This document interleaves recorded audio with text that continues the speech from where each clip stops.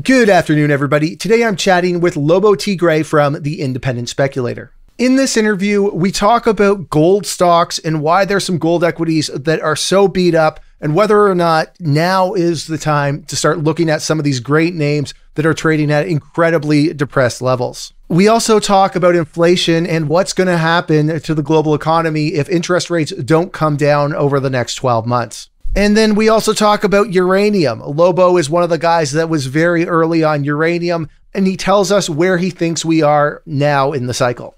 All right, everybody, enjoy the interview. Lobo, thanks so much for joining us again. Happy to be back on the show. It's been a while. Lots to talk about.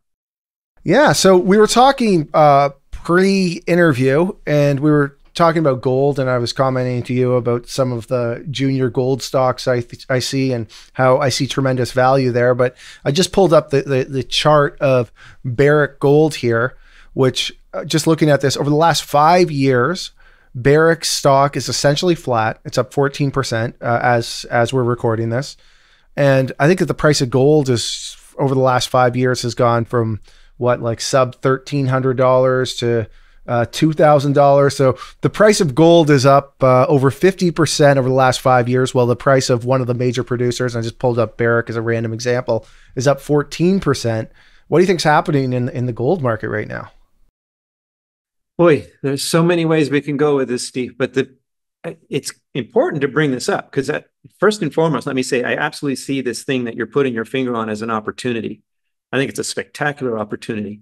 In the same way, last year, my highest conviction trade was uranium. I was very excited about uranium precisely because it had disappointed people. There'd been a pullback. The stocks were all down and people were pulling their hair out.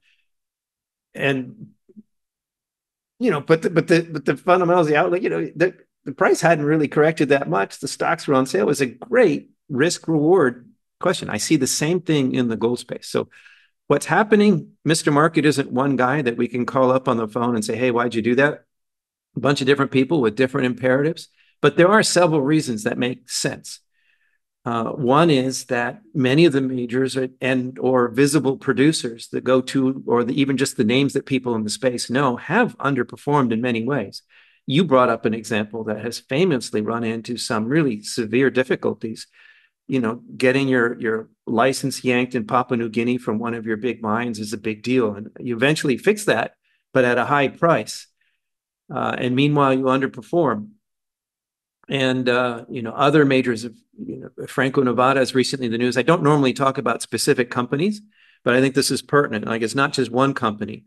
Franco-Nevada is in the news for the Cobre Panama fiasco in Panama, on which it has a major royalty, but it's just one of many assets they have. Okay, it's a biggie, but it's not like Franco's going away any more than Barrick is going away, and yet these stocks are just way on sale. So there are real performance issues. It's a tough world out there. The inflation, never mind that most people in the hard money space see real inflation as much higher than what governments admit in their CPI numbers. The actual on-the-ground inflation for miners has been insane. And it's not just about the money printing. It's also about the COVID lockdowns, not being able to get people, you know, the factories making ball mills and trucks and things, having all kinds of difficulties. The supply chain stuff really hit the mining sector very, very hard. So you didn't have 8% inflation or 9%, or you didn't even have double that, right? You had like 100% cost blowouts, you know, 50 to 100% cost blowouts in capital expenditures. So it makes sense for investors paying attention to the sector to say, well, wait a minute, you know, this is not good. There are things there. But honestly, and I won't go on too long about this, but I think the most important thing is actually recency bias. The last time gold went up on one of these big ramp ups was post 2008, right up to 2011. It hovered there for a little while. Actually, the peak was very short-lived, hovered up there for a little while, and then it went down for 5 years. And the time before that was 1980, and we all know how that went. So you know, if you're an institutional investor, or even you're a new person who looks at the track record of gold, its track record is going to be, oh, you get a big surge and then it comes back for a long time. So we got a big surge in 2020. The smart money, or the money that thinks it's smart, expects gold to come down. That's what it's done in the past. So in a way, you could say that the gold stocks are telling you what the money in the market, smart or not, thinks is going to happen. The gold stocks are telling you that big, deep-pocketed investors out there expect gold to come down. And that's why the stocks are lower. I think they're wrong. I think if you think about it, it's something that happened in 2020. Here we are recording in 2024. Granted, it's early or still in the year, but we're going on 4 years of near nominal all-time high prices for gold. That's not just a little spike or, and retreat. It's at least a plateau. And I think the next big move is going to be higher, not lower. And if I'm right, when investors realize that, holy cow, gold's not going away, then those stocks will play catch up. So I'm getting ahead of you here. I do think that's a big part of the explanation. It's market psychology. It's unreasonable, I think even irrational bearishness. And I think it's a spectacular buying opportunity. So I was watching George Gammon video on YouTube, and he referred to a chart, and I don't know if you've seen any of his videos, but he draws charts down on a whiteboard, and he referred to this chart that I couldn't find on the internet, but intuitively makes sense, that said that the best time to buy gold stocks is 90 days before a recession officially gets announced, which I suppose makes sense because intuitively thinking about it, they're going to lower rates, or the central banks are going to lower rates, or the Fed, around the time that a recession officially gets announced. And gold typically does well as real rates head towards zero, or gets lowered. When do you think is sort of that point where it does make the most sense to start to position yourself in gold names? And I guess that's really more of a question, and I'm asking you to pull out a crystal ball here and tell us what's happening in the macro world. But what are the things you think about when you're thinking about trying to time the gold market? Sure, I get it. And I've seen George's whiteboard. I've actually thought maybe I should get one, because I'm often in these interviews doing like hand waving. Oh, the stock went like this, but it's an X, And how do you do a head and shoulders with just your hands? So maybe I'll pull a whiteboard out one of these days and follow in George's good example. Though in this case, remember that recessions are always admitted to in hindsight. So if you do a chart and say, oh, well, 90 days before the recession would have been the great time to buy, but the recession isn't declared until later. It's too late. You're not going to know that until later. Like, even if that number is the right one, by the time you know that, it's too late. So I'm not sure how terribly useful it is. And I didn't watch George's thing, so maybe he helped frame that better.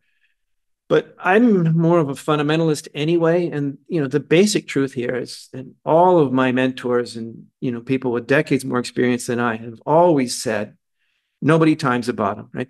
There's a famous expression, I don't know, it was Bernard Baruch or somebody, the only person who ever bought the bottom and sold the top is a liar, right? Nobody knows when these things are going to happen. But we do know when things are overpriced, obviously overpriced. Like, there's no way in 100 years this company could actually fulfill the valuation here in PE terms or whatever. And we know when things are oversold, when things are just stupid cheap, and so my view is that if something becomes a compelling enough value proposition, I don't care where the bottom is, or almost don't care. If things are clearly, looking like they're heading down, then, maybe I'll be hesitant. But if I'm asking myself, oh, is the bottom in? Are we near? Like, if we're in that place where a lot of the carnage is visible all around us, well, at that point, I don't know where the bottom is. Maybe it's in front of us, maybe it's behind us, but I do know what value is. And if I see something that's just like, I'll give you an example. I didn't know when 2008 was going to bottom, but I remember looking at Tech Cominco back in the day. I think it was still both names. And this was a $50+ stock. And I remember in October, November, I think it was, of 2008, it was trading down for like $3.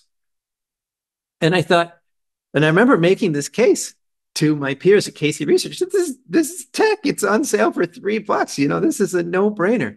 And the feedback was, yeah, well, it's copper, and that might take a while to recover. It's more copper than anything else. And they have debt covenants. There's issues, so it's kind of risky. We don't know. But my thinking was like, okay, so it never comes back to $50. If it goes back to $10, it's still a triple, right? But okay, I got overruled. And guess what? Tech went back to $60, $60+ after the recovery, right? So I didn't know that the bottom was going to be like within 2 weeks of me saying that. I'm not claiming that I knew the bottom. I'm just saying it was like, wow, when you had that feeling like, wow, look how cheap this is. Yep. Then I that's a buy. I was early in my investing career, right after that 2008, 2009 crash. And I must have picked over 10 stocks within a year's time that were 10 baggers. And I thought I had the whole world figured out.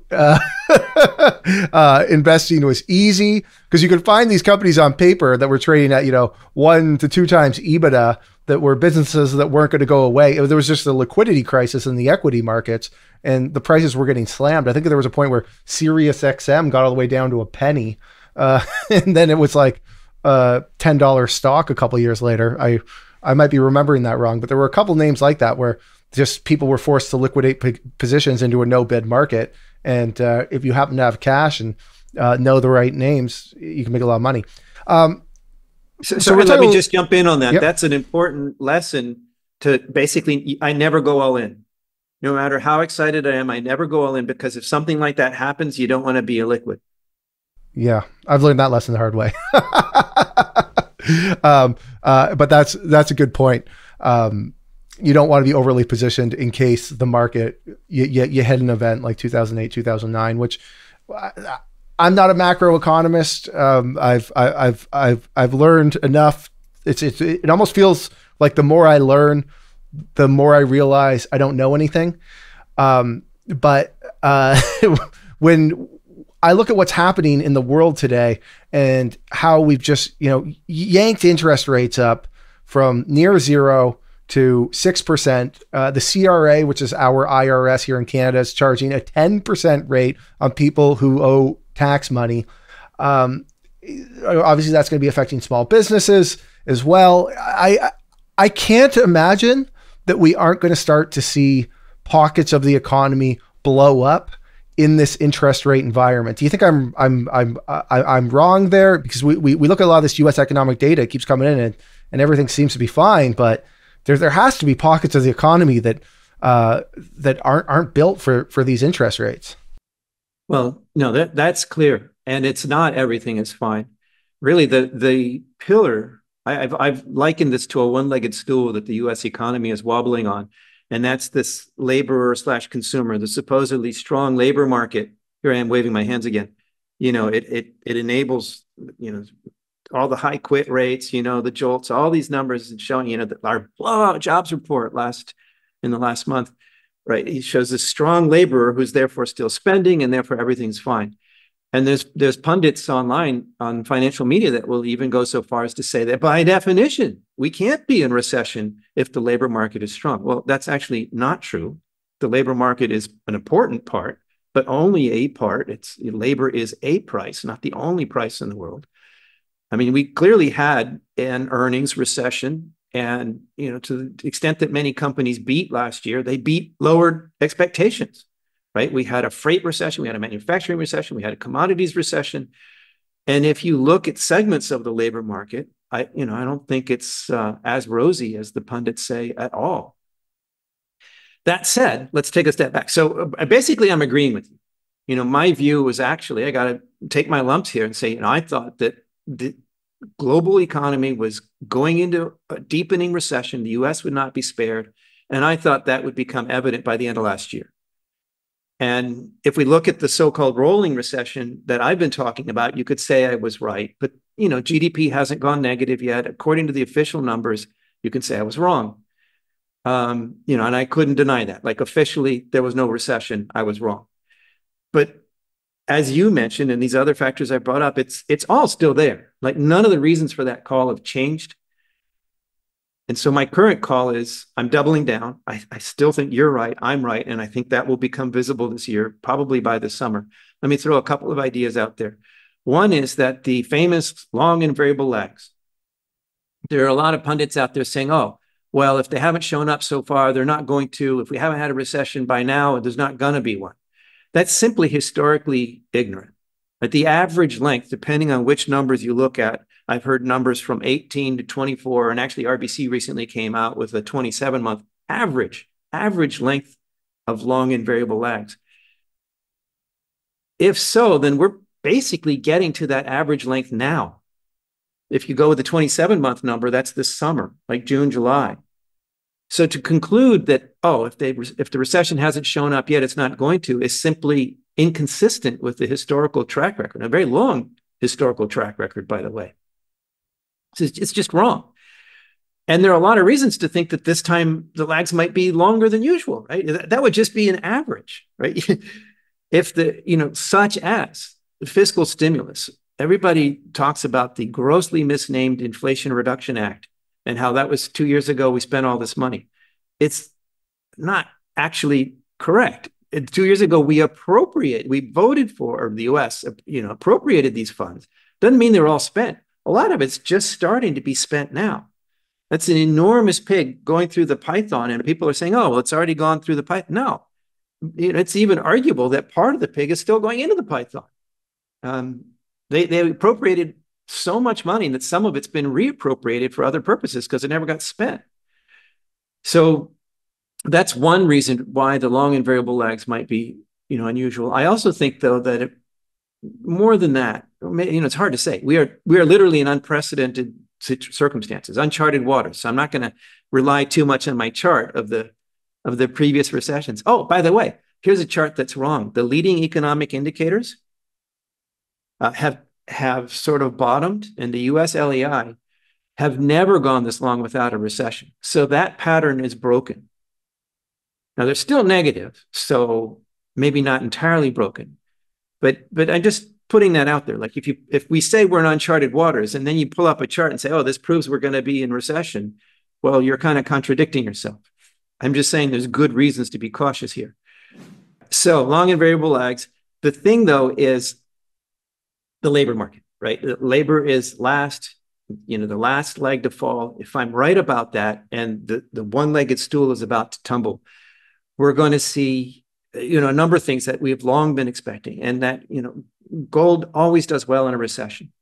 And if we go into a recession, or, just the central banks start buying even more gold, there's a number of things that are favorable for gold here.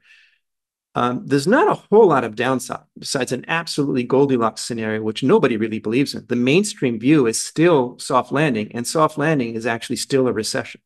So if we're right about that, it's very bullish for gold. And we're going into that with near record, nominal prices, plus or minus $2,000 gold. You just mentioned at the beginning of our interview that it went up like 50% in the last ramp up. It's almost embarrassing to say what the gold dollar exchange ratio would be if we see a ramp up of that proportions from where we're at now. But that's the context. That's actually possible. So I just wanted to tie this back to the original conversation that, okay, we're in uncharted waters. Who can really say? But we're in a place that's fundamentally on gold's side. It looks like we're poised for what could be a phenomenal breakout to, not just nominal, but real all-time highs. And best of all, the stocks are on sale. Great companies, not just Moose Pasture Inc., but, profitable producers and companies that have made, real discoveries, world-class discoveries, are on sale right now. Now, I can't guarantee that you're all going to make 10 baggers tomorrow if we rush out and buy. I'm just saying, look at the risk reward here. This is a terrific setup. I feel like I did about uranium, in late 2022. That was going to be my next question was, is it like how you were early on uranium? But you mentioned uranium, and I've got to talk a little bit of uranium with you.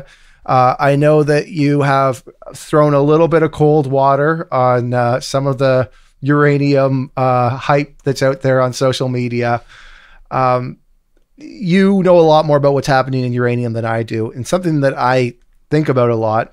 And I am long uranium and generally bullish on it before everybody gets angry at me. And I know over the long term you are as well. But something that I do wonder about, and I think about quite a bit, is how uranium's really not that big of a market. How much production really needs to come online to cover the deficit and put us in a position where uranium pulls back substantially? All right. So we actually have it needs to updating in light of what's happened recently in the market. But we have a free report on uranium. People can download it, independentspeculator.com, if you don't mind me mentioning that. And our view was that, long-term, very bullish. Like I think this is a multi-decade bull market that I'm extremely optimistic about and have put a lot of money, more than ever before, into. So again, before you start throwing rotten tomatoes at me, remember that. That said, the low-hanging fruit is being picked, right? There are mothballed mines being ramped up back into production now, not someday, not soon, now. There are lower cost projects, development projects that are being built, not someday, not soon, now. Like this is happening now. High prices are in the process of at least attempting to cure high prices, to quote our friend Rick Rule. And the other Rick Rule quote that's, I think, entirely appropriate here is, this is a recent Rick Rule quote, that uranium has gone from being hated and being something that the price of which had to go up or the lights would go off, to being something now that's not hated, but is intriguing, is interesting, and the price of which does not have to go up in order to incent supply. Like we are above, well above, what has long been seen as the incentive price. That incentive price was a moving target over the years. But until last year that we thought, 70, $80 would be great. That would be enough. Even the projects with higher price assumptions in their feasibility studies, they're mostly in the 70 plus or minus range. So if you got to 80, basically all the uranium waiting in the wings would come onto market. So this begins to answer your question. We have, the world's two biggest producers ramping up. You have, low cost projects coming online. And so our view had been that 2024 was going to be close. And there was a swing variable, and that being all the companies and funds that bought physical last year while it was cheap, not to hold forever like SPUT, the Sprott fund, that one can't sell it, but the other ones can sell it. And arguably they bought it to sell it, particularly mining companies, not just funds, but mining companies bought uranium while it was cheap to sell later to help fund their financing of their projects that they were going to build or ramp up or increase and so on. So there was this new source of secondary supply in a market that looked closer to balance. So this is where I started generating hate. Like, look, uranium just went like that. There's a new source of secondary supply. Nobody knows what impact it's going to have. So it's prudent to, expect a little correction here. A bit of a pullback, a bit of a breather at least should be expected. And that for a uranium bull would be a great opportunity, especially for anybody who missed it before. And boy, did I get a lot of hate for saying that. But now in retrospect, a lot of that hate has gotten very quiet because uranium is trading sideways. Not a huge correction, not an official correction. It went from 106 and change down to just over $100. So about a 6% correction. That's not giant. And in a tiny volatile market like this, it's pretty small, really. But it's significant. And it's still going sideways. So that screaming upwards curve is now kinked sideways. I think that's meaningful. On the plus side, I think it's very meaningful that $100 now seems to be the floor. That's very interesting to me. So let me get back to answering your question.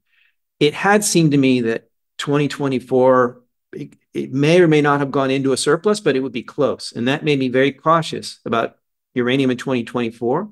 And that's why I switched from uranium being my highest conviction trade last year to gold being my highest conviction trade this year.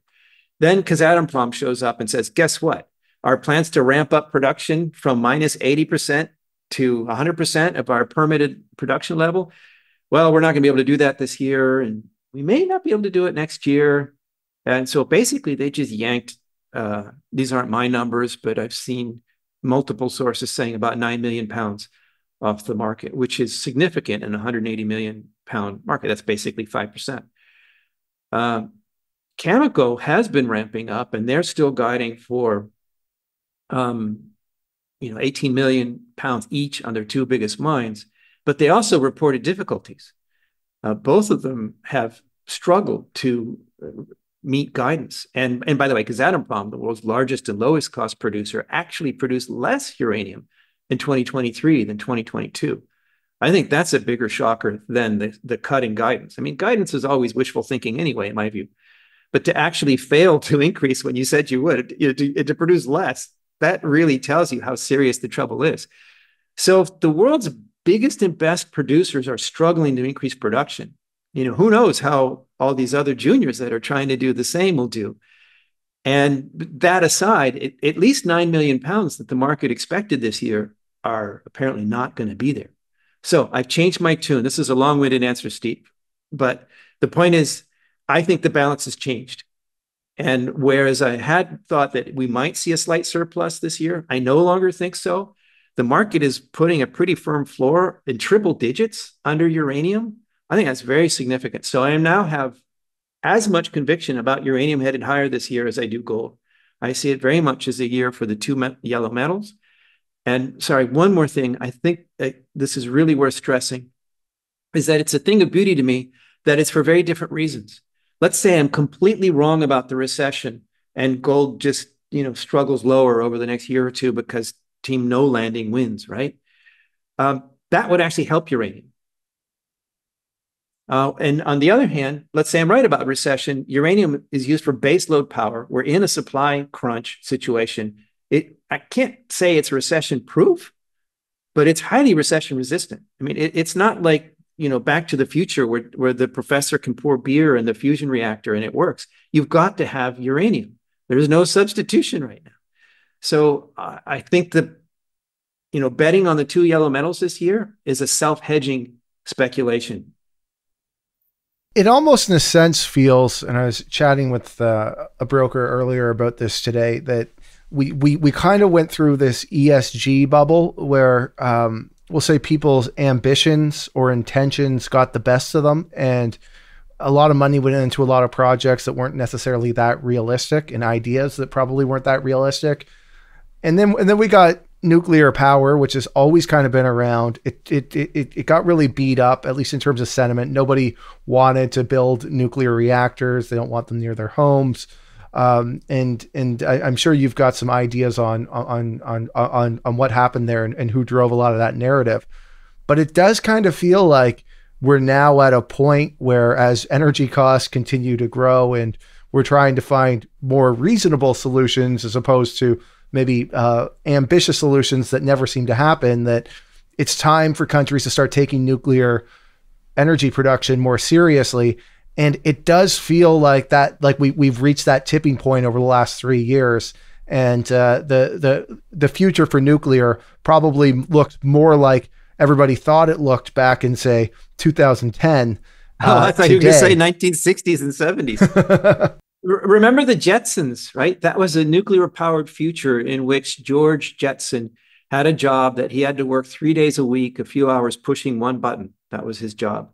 And that sustained his family, the robot maid, the robot dog, vacations on the moon, right? Because of it sounds a bit silly, but a world of really abundant, cheap energy. I mean, energy is the lifeblood of the entire everything, the economy, of ourselves, right? You make that cheaper. The cost of living in such a world would be dramatically lower. It's actually deflationary, ultimately. Because, if you have super cheap energy, you've got all the uranium you want in the seawater. You've got gold and other things in there too, right? It's kind of like Bitcoin, right? It makes it, it fixes that. Bitcoin solves that. Cheap energy solves that, and almost any problem. Oh, by the way, food, drinkable water, all these big panic buttons. Cheap energy fixes that.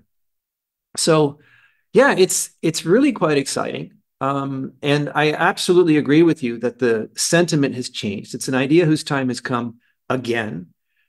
And it's become so compelling this time. And remember, it's not just, it's an exciting vision of the future. There's also this terrifying vision of the future that the climate change extremists are pushing. Well, we're all going to die in 12 years if we don't do something immediately, right? And what can you do immediately? Well, stop unplugging your nuclear power plants is something you can do immediately. It's much easier than building something else or paving the world with solar panels, So I think that's not just happening. The interesting question to me is how far does it push this? It's not just the positive vision, but if the fear of global catastrophe pushes this far, it's a tiny market. that could, oh, I don't want to be too clickbaity, headliney here on you and say ridiculous numbers out there. But if uranium becomes never, everything we've said so far is based on supply and demand fundamentals. If you throw all that out the window and you just talk about hopium and, the green agenda and flavor of the day taking over this tiny little market, I mean, we could see uranium stocks acting like, AMC or GameStop or one of these meme stocks. It could be the sort of thing that the Wall Street bets crowd would get in on, because it would actually be seen as a popular way to do something politically correct, spoof the man, make some money, that sort of thing. And I'm not promising this. I'm not saying that your favorite, long-suffering uranium stock is about to be the next GameStop or meme stock. But that is a potential that could happen in this market this year because of this very emotional hype that's coming to bear. I mean, just think about it. After COP28, we've got a couple dozen countries talking about tripling their nuclear power generation. That is huge in a market that's already been in supply deficit for years. And you've got the big producers already reporting, struggling to ramp up their existing, plans, never mind expanding into something else new. It's, I don't want to say perfect storm, but it's an environment rife with opportunity. Well, Lobo, thanks so much for hopping on here. It's great to catch up. I always appreciate your commentary. And for our audience that wants to subscribe to your newsletter, where can they go to? It's independentspeculator.com. And before you click away, the one promise I'll give you is that if you subscribe to our free newsletter, I won't spam you with a flood of daily advertisements. I hate that stuff. So sign up, see if you like my thinking, and we'll see what happens. Well, Lobo, thanks for hopping on here. We always appreciate how generous you are with your time. I love the analysis that I get from you guys, and hopefully you'll keep coming back on here, because our audience always loves it when you hop on here and chat with us. Thanks, Steve. Happy to. All right, everybody. Thank you for watching. If you enjoyed this interview, please smash that like button, subscribe, and ring that notification bell. Also, let me know what you think in the comment section. Thanks, everyone.